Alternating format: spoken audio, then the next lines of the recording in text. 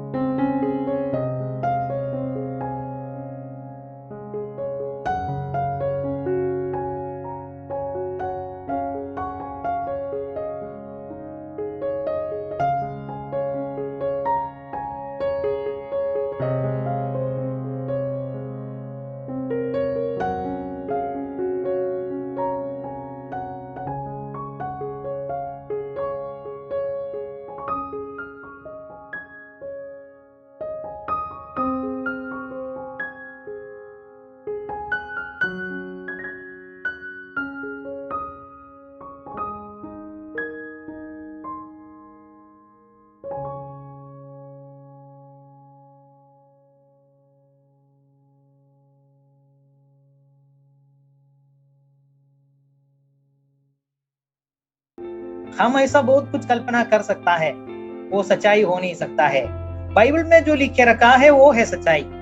हम बहुत सारे बातों के बारे में हम खुद ही एक समय डिफाइन करता है, हम बोलते हैं कि हाँ ये समय में ये हो जाएंगे और हो गया है। नहीं, ऐसा नहीं। बाइबल में अगर लिखा है ये समय में हो जाएगा, वो समय में हो जाएंगे। मैं बीच बीच में आपको पूछता है परमेश्वर का राज्य आया क्या, क्योंकि ये भी शिक्षण है। परमेश्वर का राज्य आ गया है।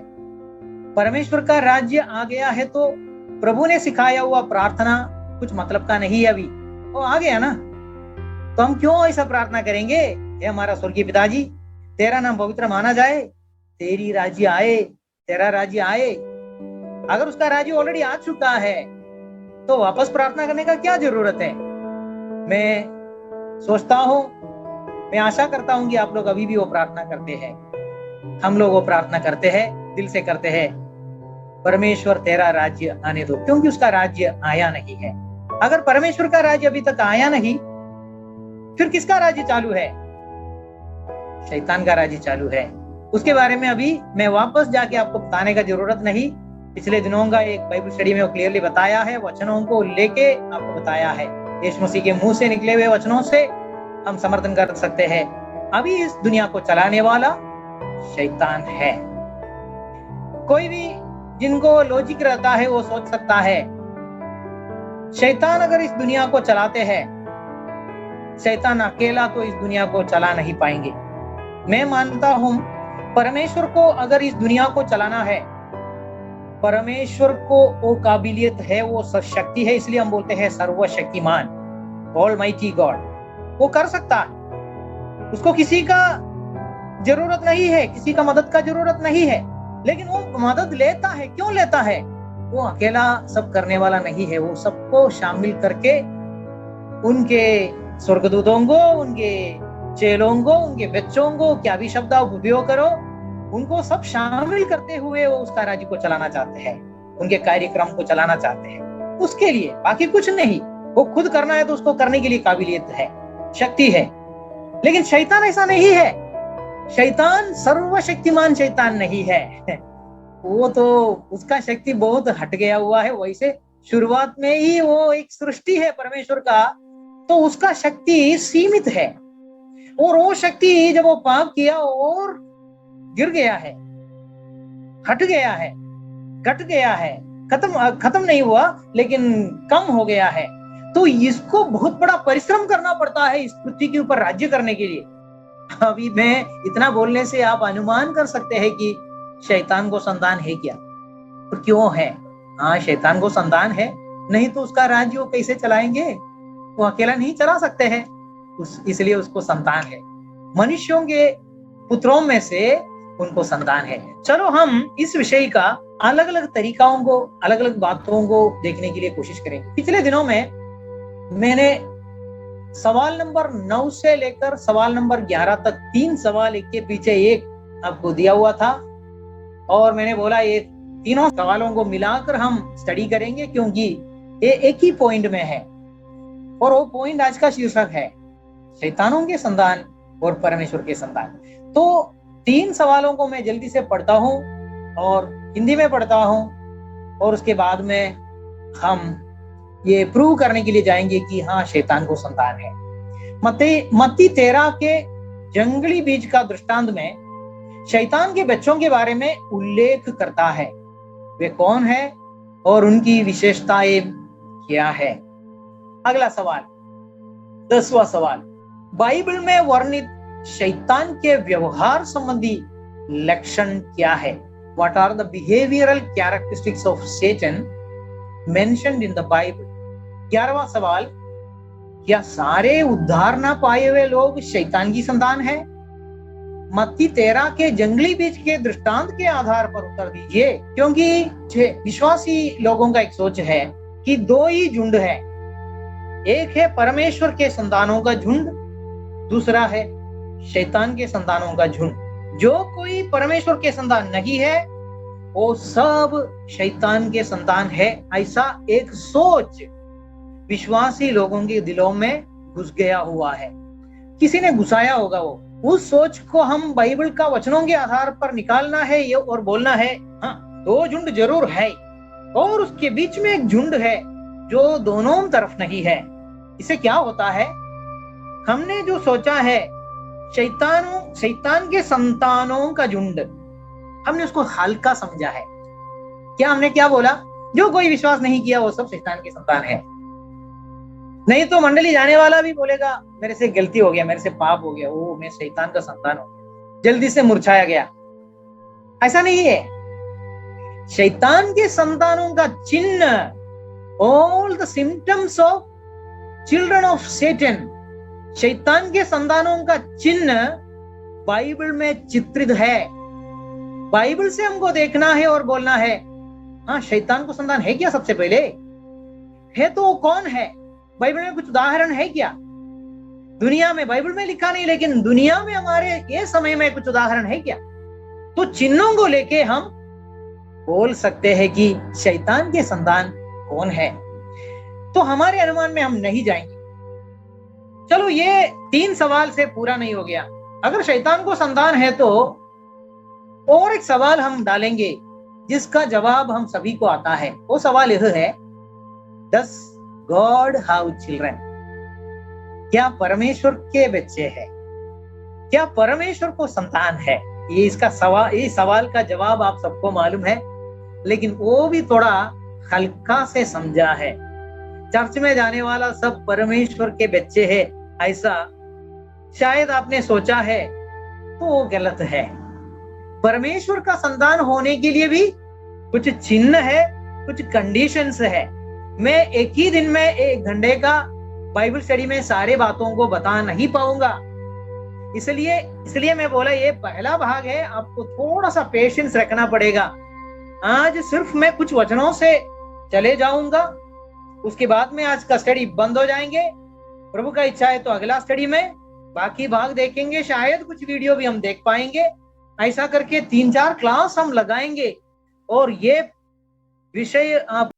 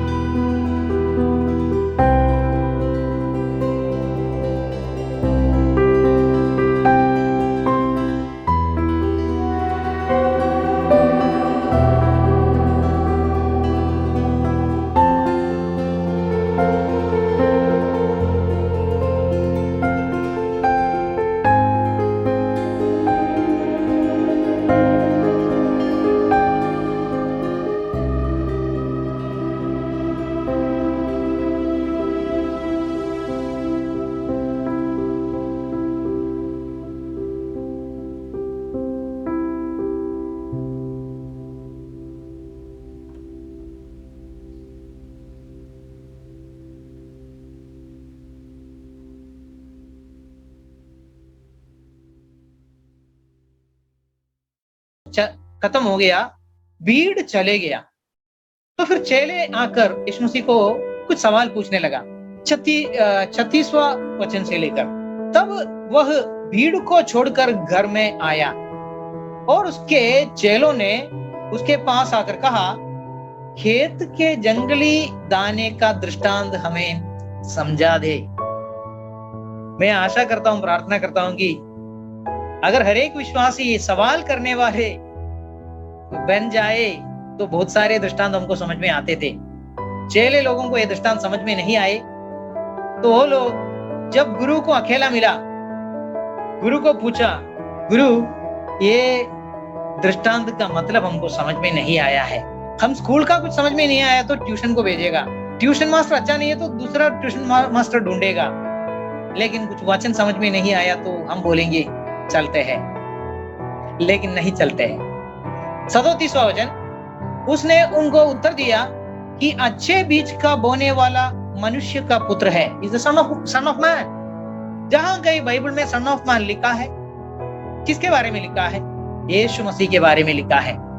तो इधर स्पष्ट है अच्छे बीज बोने वाला यीशु मसीह है। क्लैरिटी होना चाहिए, क्लियर होना चाहिए। कोई लोग कोई लोग प्रार्थना करने के समय में मैं देखता हूं कि ऐसे क्या प्रार्थना करें, उनको व्यक्तता नहीं है, क्लैरिटी नहीं है, क्लियर नहीं है। तो इधर परमेश्वर का वचन के बारे में बोलने के लिए मैं उनको निंदा करने के लिए नहीं बोला। मेरा कहने का मतलब है हमको व्यक्तता होना चाहिए, क्लैरिटी होना चाहिए, क्लियर होना चाहिए। अगर बाइबल में लिखा है मनुष्य का पुत्र, फिर यहोवा मत बताइए। यह है मेरा बोलने का मतलब, स्वर्गदूत मत बताइए।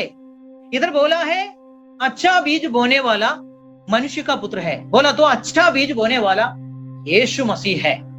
अगला वचन, खेत संसार है, खेत मंडली नहीं, मिस इंटरप्रेट मत कीजिए, खेत मंडली नहीं।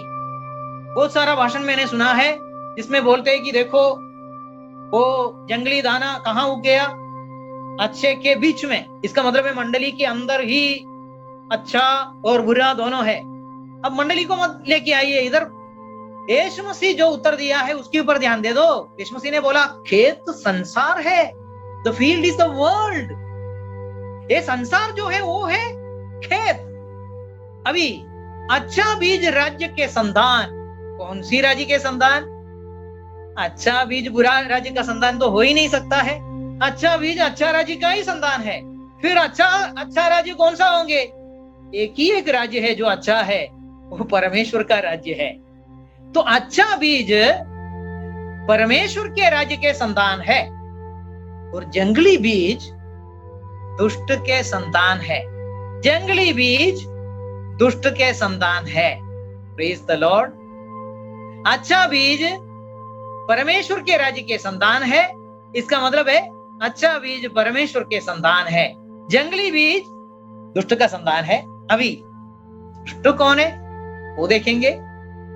जिस बैरी ने उसको बोया, तो जंगली बीज दुष्ट का संतान है।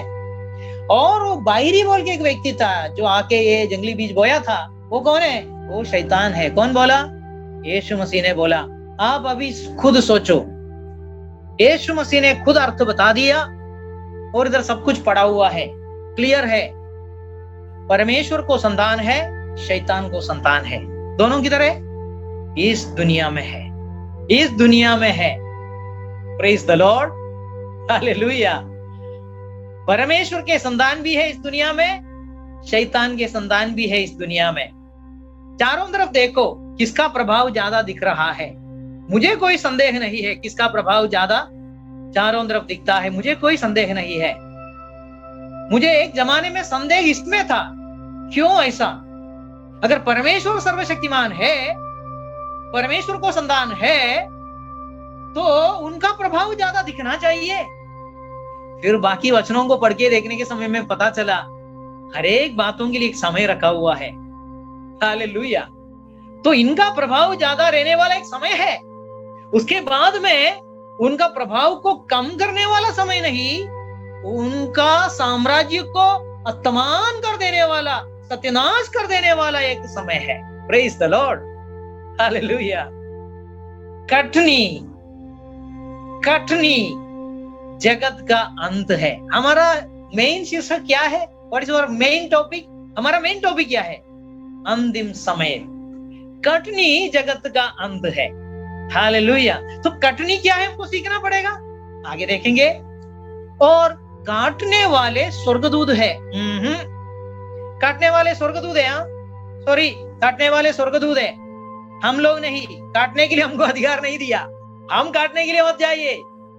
काटने वाले स्वर्गदूत है। प्रभु को बहुत धन्यवाद। 40वां वचन, सो जैसे जंगली दाने बटोरे जाते और जलाए जाते हैं, वैसे ही देखो ये दृष्टांत खेतीबाड़ी करने वालों को सब उस जमाने में ये दृष्टांत सुने हुए इस्राएली लोगों को, जो खेतीबाड़ी करते हैं, किसान है, उनको अच्छी तरह से समझ में आते हैं। उनको मालूम होता है जंगली दाने को बटोर कर क्या करेगा, जला देगा, उसको जला देगा, वो जलाए जाएंगे। तो क्या बोला यीशु मसीह ने, सो जैसे जंगली दाने बटोर जाते हैं और जलाए जाते हैं, वैसा ही जगत के अंत में होगा। तो इसको हम क्या बोल पाएंगे, जगत के अंत में जलाया जाएगा। इसका मतलब क्या है, जलाए जाने वाला किधर है? आगे देखेंगे, आगे देखेंगे। नहीं तो हम बोल भी सकता है नरक में, नरक का आग में।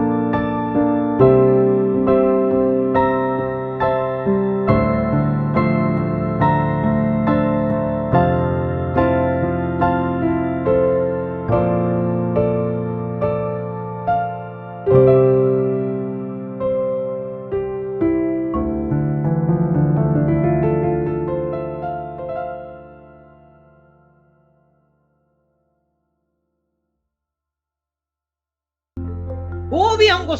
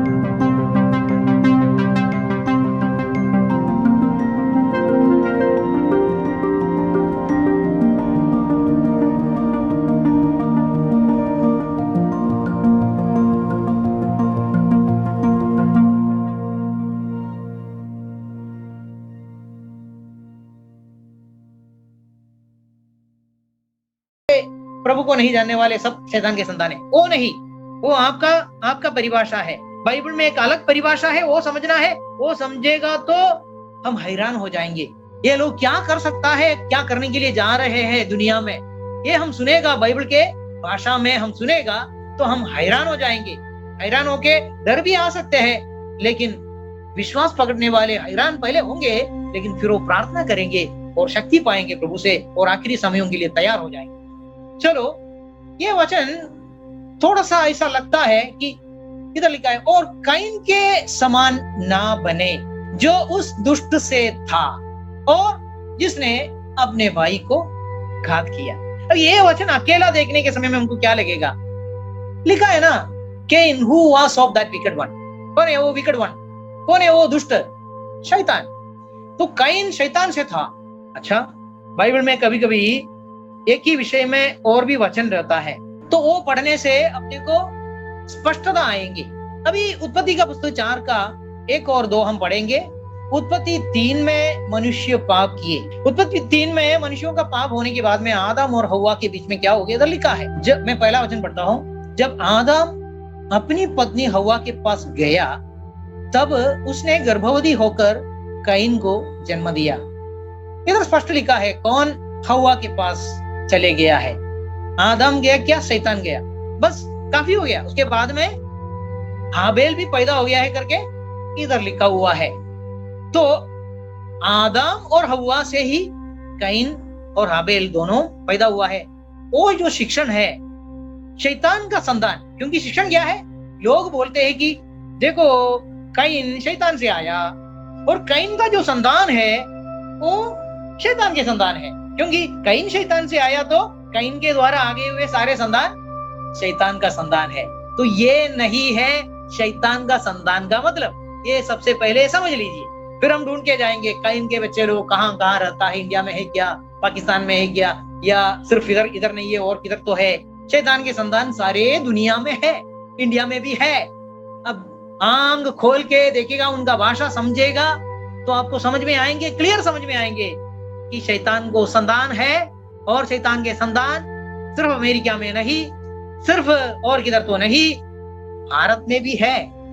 हालेलुया। और सवालों में हम जाएंगे। सवाल क्या है? शैतान को संतान है क्या? किसके लिए हम जा रहे हैं? वचनों को देखने के लिए जा रहे हैं। चलो, अलग अलग लोगों ने क्या बोला है हम देखेंगे। यीशु मसीह के लिए रास्ता खोलने के लिए, रास्ता बनाने के लिए एक व्यक्ति आ गया जिसका नाम था यूहन्ना बपतिस्मा देने वाला। उन्होंने क्या बोला? वो बपतिस्मा दे रहे थे तो क्या हो गया? मत्ती का सुवर्तमान 3 का 7 में जब उन्होंने देखा शास्त्री फरीसी लोग उनसे बपतिस्मा लेने के लिए आ रहे हैं, किसके लिए आया मालूम है? उनको तो विश्वास नहीं था, फिर किसके लिए आया? लोगों को दिखाने के लिए कि हम भी, तुम लोग सब बपतिस्मा ले रहे हैं ना, हम भी बपतिस्मा ले रहे हैं। कोई लोग ऐसा करते हैं, जब सब लोग करते हैं वो लोग भी करेगा, मेजॉरिटी विंस। तो इधर मत्ती 3 का 7 में जब फरीसी लोग और सदूकी लोग, मतलब शास्त्री लोग, ये लोग यूहन्ना बपतिस्मा देने वाले के पास बपतिस्मा लेने के लिए आए, उन्होंने क्या बोला उनको? जब उसने बहुतरे फरीसियों और सदूकियों को बपतिस्मा के लिए अपने पास आते देखा, तो उसने कहा कि हे सांप के बच्चों। हालेलुया। हम विश्वासी लोग किसी को भी ये नहीं बुलाना, क्योंकि हम इतना तो नहीं बढ़ गया है कि किसी को भी हम तुरंत पहचान ले कि ये सांप के बच्चे हैं। हाँ, जरूर हम चिन्हों को देखेगा तो किसी ना किसी को हम पहचान ले सकता है, और हम बोलना भी है।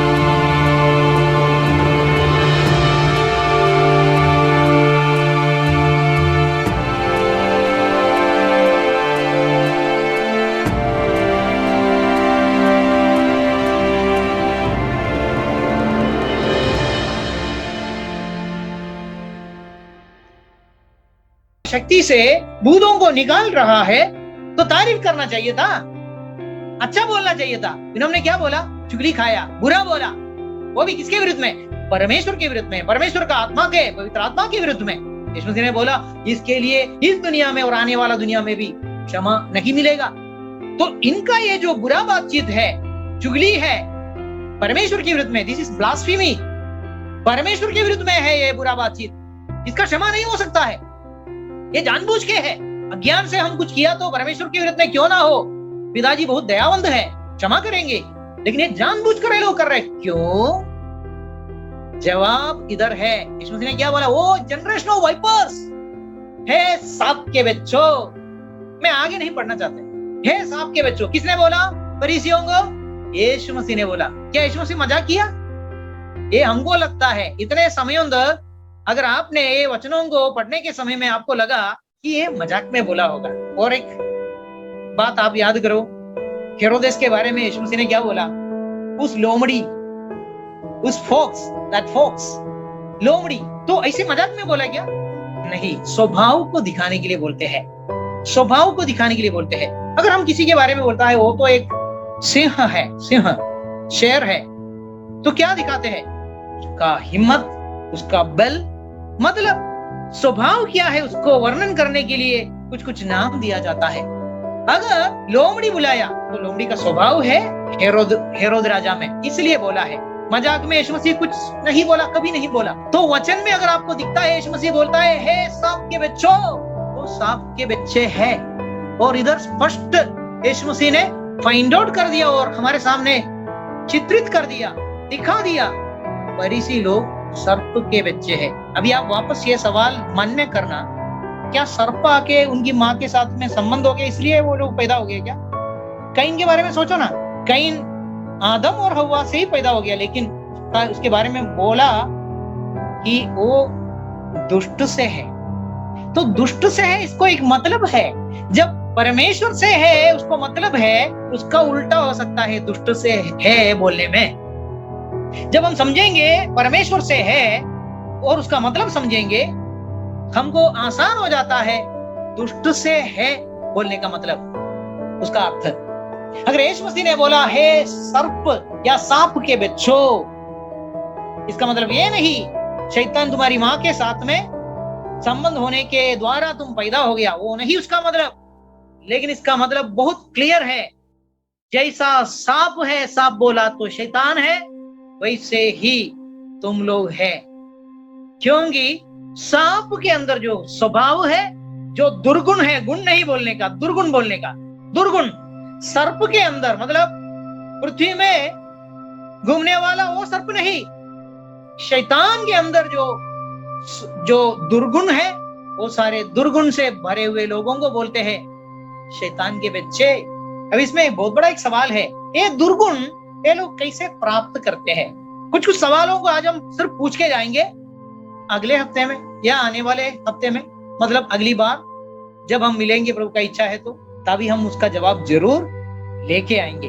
चलो, ये वचन से हम देखते हैं कि यीशु मसीह फरीसियों को बोला सांप के बच्चों। मत्ती 23 का 33 में, ये मत्ती का 23वां अध्याय, अब शुरुआत से पढ़ के देखो, थोड़ा 4-5 वचन जाने के बाद में यीशु मसीह लगभग 7 या 8 बार बताया, हे शास्त्री और फरीसी, कपटियों, you scribes and pharisees, hypocrites.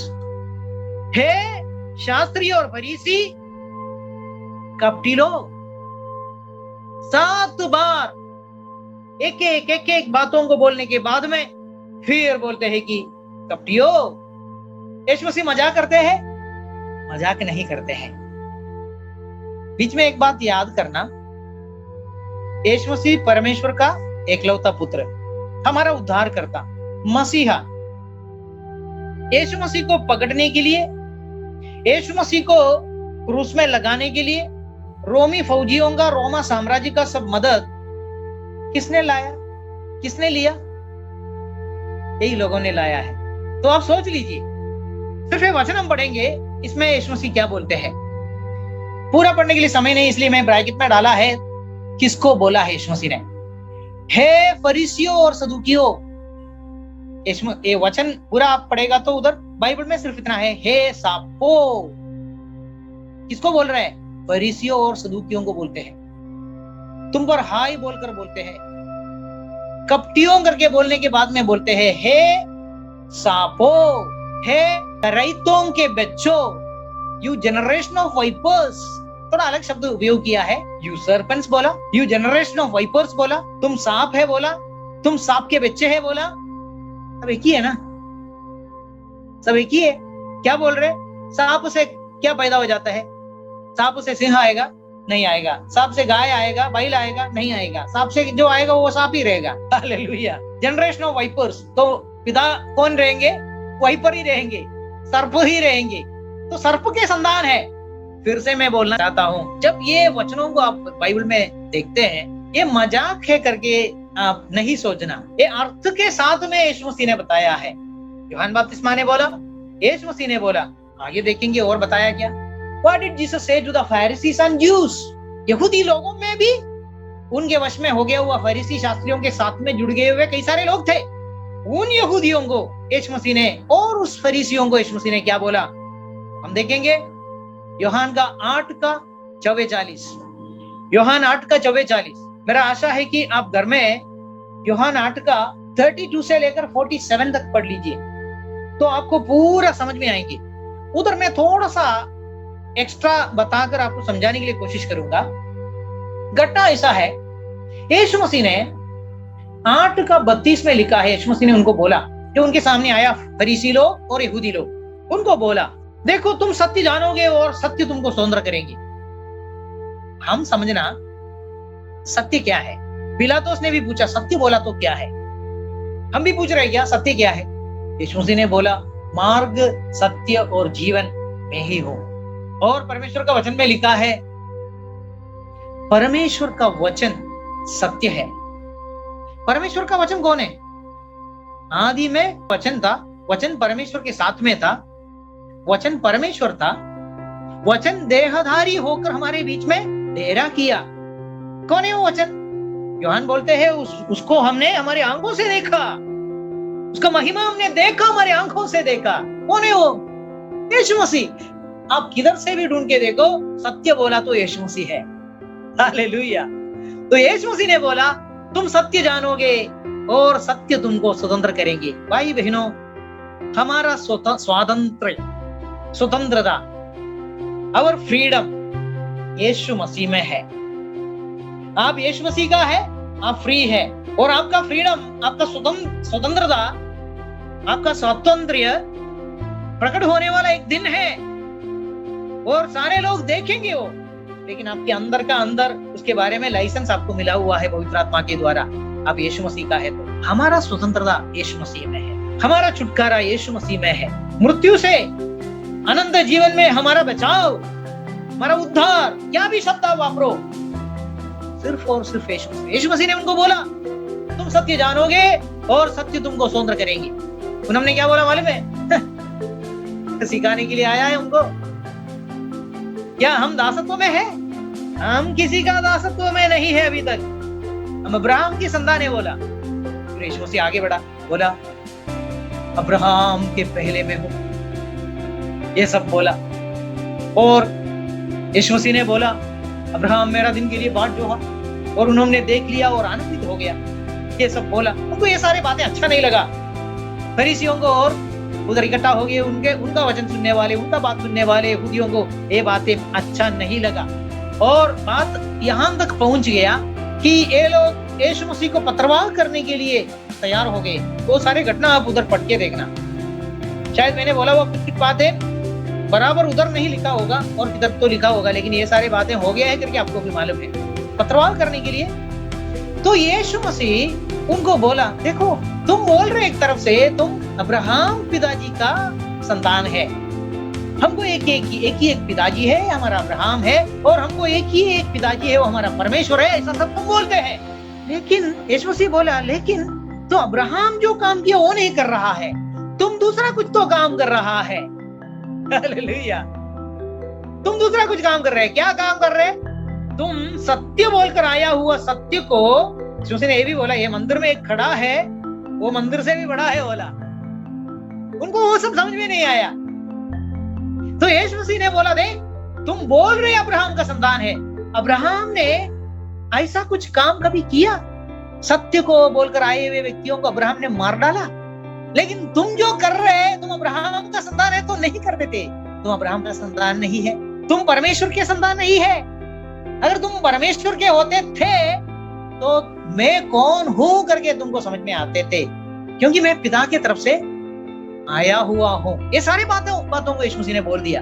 और आखिरी में 44 में लिखा हुआ ये वचन यीशु मसीह ने बोल दिया, वो हम पढ़ेंगे, तुम अपने पिता शैतान से हो। यीशु मसीह ने बोल दिया, तुम अपने पिता शैतान से हो। वृक्ष को कैसे पहचानेंगे? फल से पहचानेंगे। वृक्ष अच्छा है तो फल अच्छा रहेंगे, वृक्ष खराब है तो बुरा है तो बुरा फल आएंगे। अच्छा वृक्ष से बुरा फल नहीं आएंगे, बुरा वृक्ष से अच्छा फल भी नहीं आएंगे। तुम अब्राहम का संतान रहते थे तो तुम अच्छा काम करते थे। तुम सत्य को बोलने के लिए आया हुआ आदमी को मार डालने के लिए पत्थर उठा रहा है, ये अब्राहम ने तो कभी नहीं किया। तुम अपने पिता शैतान से हो। वेरी स्ट्रॉन्ग वर्ड्स, बहुत कठोर शब्द है। और यीशु मसीह बोल रहा है तो मजाक नहीं रहेंगे, उसमें सत्य है इसलिए बोला है। मजाक में और गुस्सा में नहीं बोला, ये सत्य है इसमें इसलिए बोला है। आगे यीशु मसीह समर्थन कर रहा है। आगे का शब्द हमारे आंखों को खोल देगा, अंदर के आंखों को पढ़ लेंगे। और अपने पिता की लालसाओं को पूरा करना चाहते हो। शेर के बच्चे घास खाएंगे या जानवर को पकड़ने के लिए सीखने के लिए कोशिश करेंगे और पकड़ेंगे और मांस खाएंगे? क्या करेंगे? वो घास नहीं खाएंगे, वो जानवर को पकड़ेंगे, वो भी सीखेंगे, वो उसको काटेंगे, चीर फाड़ेंगे और खाएंगे। क्यों? उसका बाप शेर है, उनका स्वभाव इसमें है। परमेश्वर के संतान परमेश्वर के स्वभावों को दर्शाएंगे, शैतान के संतान शैतान के स्वभाव को दर्शाएंगे। थोड़ा मैं आगे का बाइबल स्टडीज में बताने के लिए जाने वाला बातों को एक सेंटेंस में बोलना चाहता हूं, ध्यान से सुन लीजिए। जो परमेश्वर का आत्मा से जन्मा है वो परमेश्वर के गुणों को दिखाएंगे। जो शैतान का आत्मा से भरा है वो शैतान का स्वभाव को दिखाएंगे, दूसरा स्वभाव वो दिखा नहीं पाएंगे। तो यीशु मसीह ने बोला, वो अपने पिता की लालसाओं को पूरा करना चाहते हो तुम, वह तो आरंभ से हत्यारा है।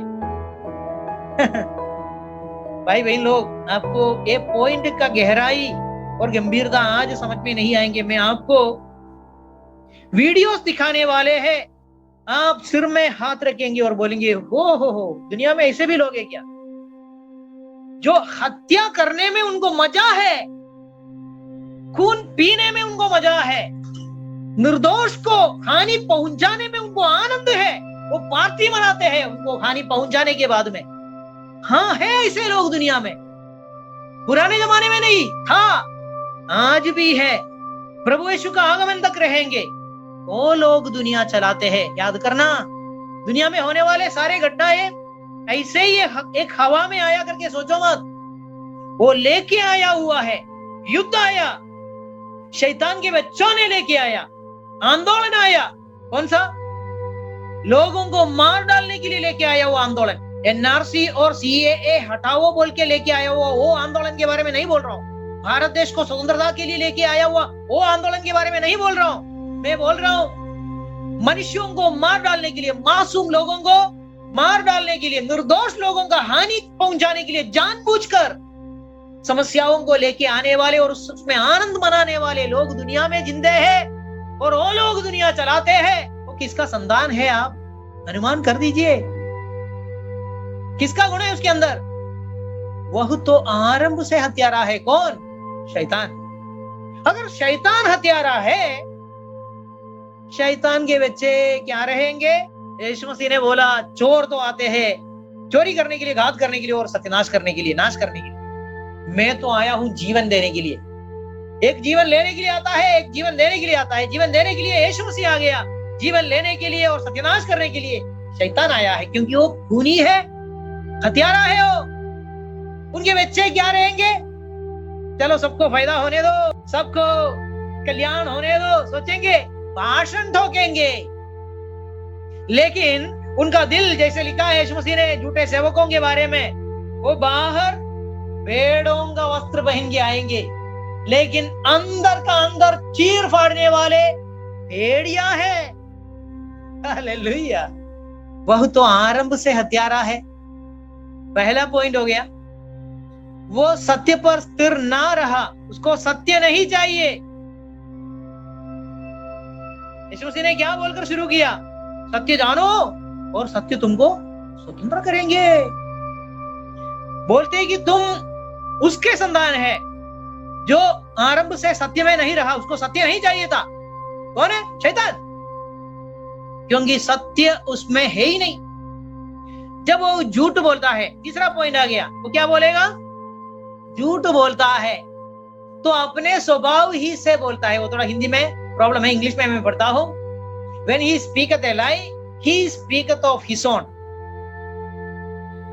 वो उनके तरफ से ही बना के वो बोल देता है। यीशु मसीह ने बोला, मैं खुद होकर कुछ भी नहीं बोला, पिता जो बोलने के लिए लगाया वही बोला। शैतान जब बोलेगा अपनी तरफ से बनाकर बोलते हैं, क्योंकि वो झूठा है। तो तीसरा पॉइंट झूठा है।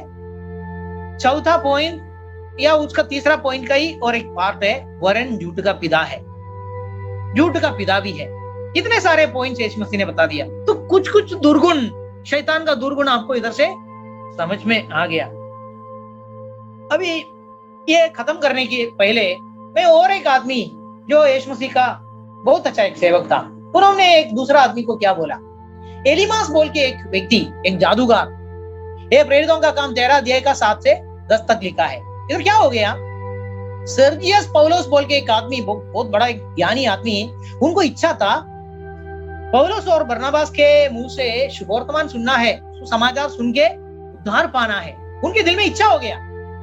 लेकिन ये इसका करीबी आदमी था। कौन? एलीमास बोल के एक सोर्सरर, एक जादूगर, वो भी उसके साथ में खड़ा रहा। जब ये लोग सुसमाचार बोल रहे थे और वो सुन रहे थे, वो विश्वासी होने वाले थे, तो इन्होंने बीच में अड़वा डाल दिया, उन्होंने रोक दिया उसको कुछ उल्टा पुल्टा बोल के।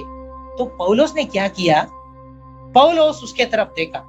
तब मैं 9वां वचन पढ़ता हूं। तब शाऊल ने, जिसका नाम पौलुस भी है, पवित्र आत्मा से परिपूर्ण होकर उसकी ओर टकटकी लगाकर कहा, उसको बराबर देखे, इसके ऊपर एलीमास बोल के जो जादूगर है उसके ऊपर देखकर पवित्र आत्मा से परिपूर्ण होकर बोला। अगर पवित्र आत्मा से परिपूर्ण होकर बोला है, गलत तो नहीं हो सकता है, मजाक तो नहीं हो सकता है, झूठ तो नहीं हो सकता है, सच्चाई ही हो सकता है। इसलिए बोला हुआ शब्द 10वां वचन में जो लिखा है, ध्यान से सुनना। क्या बोला है?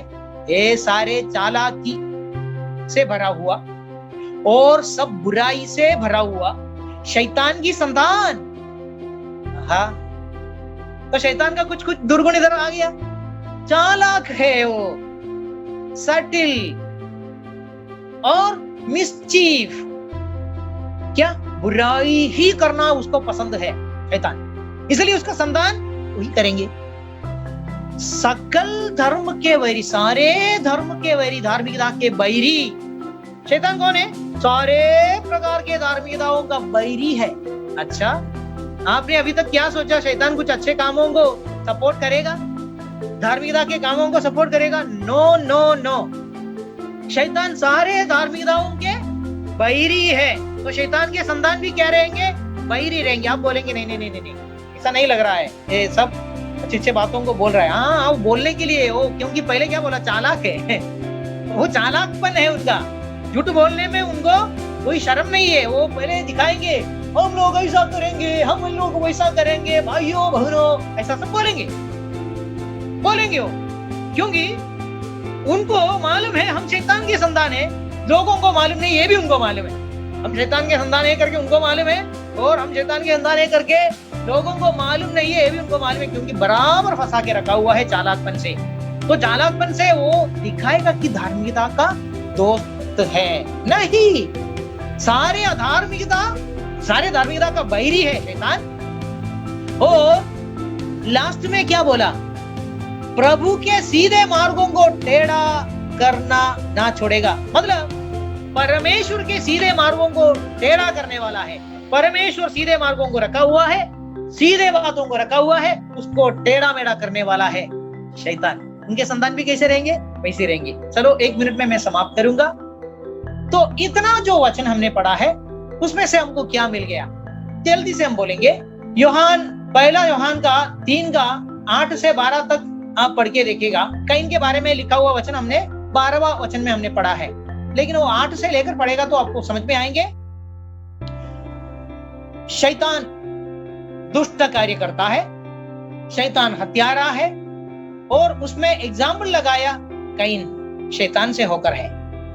शैतान पाप करता है तो शैतान के बच्चे भी पाप करेगा। एक कैन के बारे में उदाहरण बोलने के समय में सारे बातों को बताया। फिर शैतान क्या करेगा? धार्मिकता से घृणा करता है और अधर्म करने में उसको बहुत खुशी है। हेट्स अदर्स, दूसरों को घृणा करता है। हमको क्या प्रमाण दिया गया? हमको क्या आज्ञा दिया गया? प्यार करो, शत्रु को भी प्यार करो। लेकिन शैतान का सिद्धांत क्या है? सबको घृणा करो। भाषण में वो नहीं दिखाएगा, लेकिन सबको घृणा करो। हमारा झुंड जो है वो झुंड छोड़ के सबको घृणा करो। ये है मत्ती का सुवर्तमान 12 का 34 में से हमको पता चलता है ब्लास्फीम्स गॉड, परमेश्वर के विषय में बुरा बोलते हैं, बुराई बोलते हैं। और यूहान का 8 का 44 में से हमको क्या क्या मिला? शैतान मर्डरर है फ्रॉम द बिगिनिंग, शुरू से होकर वो हत्यारा है। शैतान उसके अंदर कोई सच्चाई नहीं रहता है, झूठ ही झूठ है, और वो लायर है और फादर ऑफ लाइस है। उसके अंदर झूठ है, झूठ से भरा हुआ है। इतना नहीं, झूठ का पिताजी है वो। प्रेरितों का काम 13 का 10 में से हमको क्या पता चला? शैतान सटिल है, डिसीटफुल है, वो सारे चालाकी से भरा हुआ है। चालाकपन, मैं आपको वीडियोस दिखाएंगे आने वाले समयों में, दुनिया चलाए हुए लोगों का चालाकपन मैं आपको आपकी नजरों के सामने रखेंगे। आपको समझ में आएंगे शैतान का वही स्वभाव उनके अंदर है। फिर शैतान क्या है? फुल ऑफ मिसचीफ, सारे बुराई से भरे हुए हैं। और एनिमी ऑफ ऑल राइचियसनेस, सभी धार्मिकता का दुश्मन है। उनको धार्मिकता पसंद ही नहीं है, क्योंकि उनको अधार्मिकता करते रहना है। Pervert the right ways of the lord, प्रभु के सही मार्गों को विकृत करता है, टेढ़ा मेढ़ा करता है। चलो आज हम इतना बोलकर समाप्त करेंगे, और इसके आगे हम परमेश्वर के बच्चों का स्वभाव क्या है वो देखेंगे।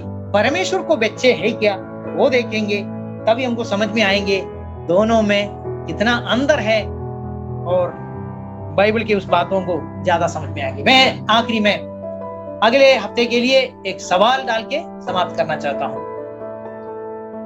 12वां सवाल, प्रेरितों का काम 24 का 15 में क्या लिखा है? उधर लिखा है Acts 24:15 talks about the resurrection of both the righteous and unrighteous.